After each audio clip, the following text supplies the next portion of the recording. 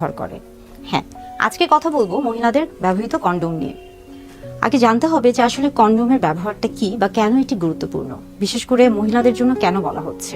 Condom মূলত একটি গর্ভনিরোধক বা জন্ম নিয়ন্ত্রক একটি বস্তু। এটি মূলত দেখা যাচ্ছে যে অনাকাঙ্ক্ষিত গর্ভধারণ রোধ করে এবং একই সাথে সেক্সুয়ালি ট্রান্সমিটেড যে ইনফেকশনগুলো রয়েছে সেখান থেকে সেক্সুয়ালি ট্রান্সমিটেড যে ডিজিজগুলো হয় সেগুলোকে প্রিভেন্ট করে। অর্থাৎ আমরা বলে থাকি যে অনাকাঙ্ক্ষিত গর্ভধারণ রোধের পাশাপাশি যৌনবাহিত যে রোগগুলো রয়েছে, বিশেষ করে সিফিলিস, গনোরিয়া কিংবা এইচআইভির মতো যে রোগগুলো রয়েছে এগুলোকেও কিন্তু কন্ডোম প্রতিরোধ করছে।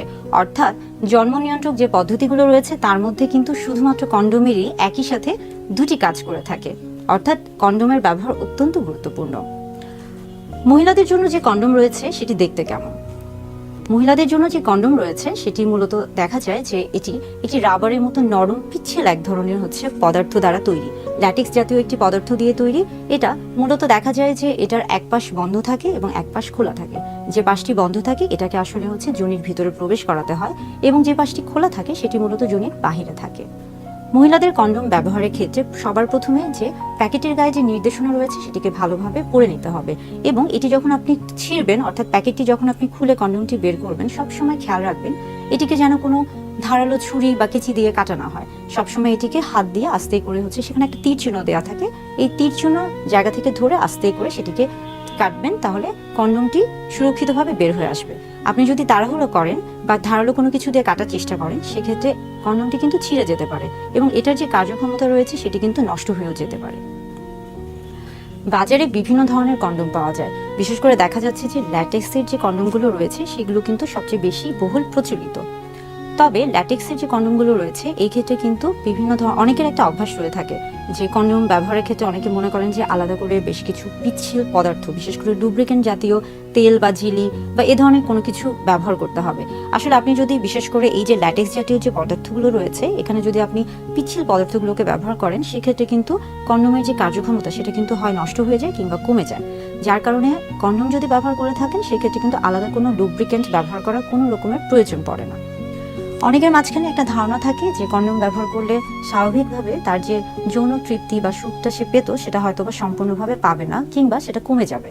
এটা একটা ভুল ধারণা। আসলে আপনি যদি কন্ডোম ব্যবহার করে থাকেন সেই ক্ষেত্রে কিন্তু আপনি একদিকে যেমন অনাকাঙ্ক্ষিত গর্ভধারণ রোধ করছেন এবং পাশাপাশি কিন্তু আপনি যৌনবাহিত যে রোগগুলো রয়েছে সেগুলো থেকেও কিন্তু নিজেকে প্রতিরোধ করতে পারছেন, অর্থাৎ সুরক্ষিত রাখতে পারছেন।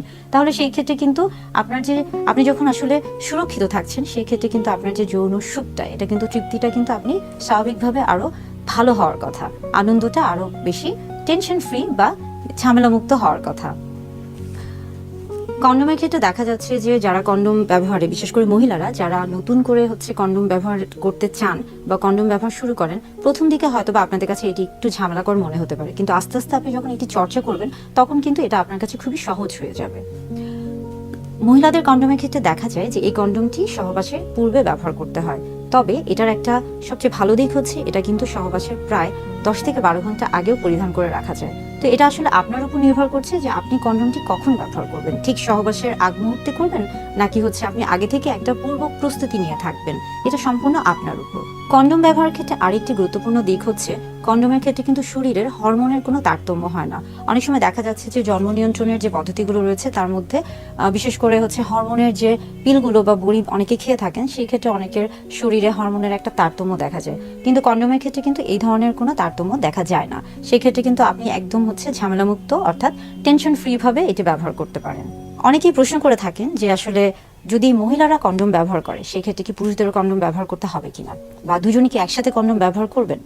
না, আসলে যদি নারী কন্ডোম ব্যবহার করে থাকেন সেক্ষেত্রে পুরুষদের ব্যবহার করতে হবে না, কিংবা পুরুষ যদি ব্যবহার করে থাকেন সেক্ষেত্রে নারীর ব্যবহার করার প্রয়োজন নেই। অর্থাৎ কন্ডোম যে কোনো একজন ব্যবহার করলেই এটা কার্যকর।